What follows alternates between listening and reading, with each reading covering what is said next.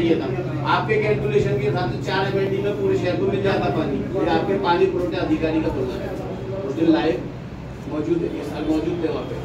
गलत बोल रहा हूँ तो जो लोग मौजूद थे बोल दो।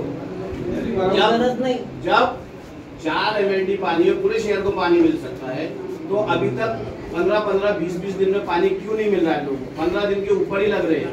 दूसरा क्वेश्चन, एक मिनट खामोश बैठो। मैंने कैलकुलेशन लगाया उसका, काही शाळेवाल्याकडे 10-20 लाख बाकी आहे, कोणाच्याकडे मालमत्ता कर बाकी आहे, गाड्याचे पैसे बाकी आहे, त्याच्या आम्ही याद्या मागितलेल्या आहेत, कोणाकडे काय बाकी आहे, तर त्या याद्या आम्हाला जर तुम्ही दिल्या तर आम्ही तुम्हाला सहकार्य करू, त्यांच्या घरापुढे वाजू आम्ही जाऊन कमी पैसे याद्या तयार करण्याचं काम चालू आहे। या 2-3 दिवसामध्ये याद्या ठीक आहे, 2 दिवसात द्या, पण त्या याद्या दिल्या तर आम्ही तुम्हाला सहकार्य करू, तुमचा असाही गैरसमज करून घेऊ नका।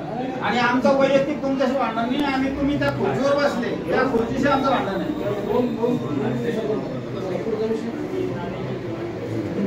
पाणी जर मार्ग लावा साहेब, पण त्याच्यामध्ये हे सगळं आलं पाहिजे, मोठ्या बिल्डिंगचे भाडं कोणाकडे बाकी आहे सगळं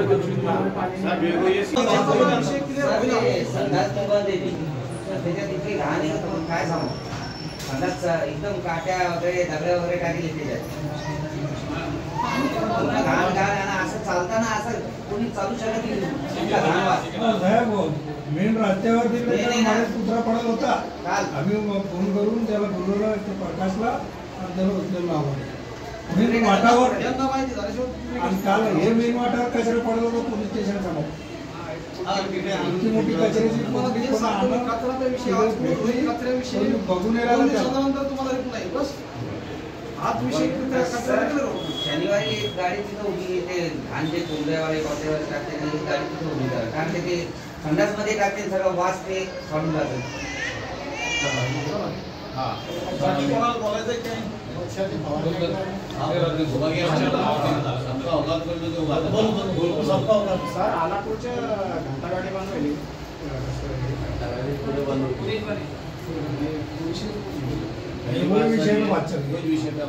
घंटा गाड़ी कब तक चालू हो जाएगी? पहले पानी दो दिन के अंदर नहीं हुई। गुरु जी, आपने 1 तारीख का तो अलग बोले हुआ है, 2 दिन में नगर परिषद का भी है, 2 दिन में घंटा गाड़ियाँ चालू हो जाएगी। अदरवाइज हम लोग फिर क्या करेंगे, कौन सा आंदोलन करेंगे वो हम आपको, ठीक है। दूसरा विषय, आलापुर का जो कब्रिस्तान है, कब्रिस्तान के अंदर पीछे के लोगों ने ध्यान डाली हुई है, कब्रिस्तान के आजू बाजू में पीछे के लोगों ने उसमें कनेक्शन निकाले हुए अपने गंदे पानी के, जो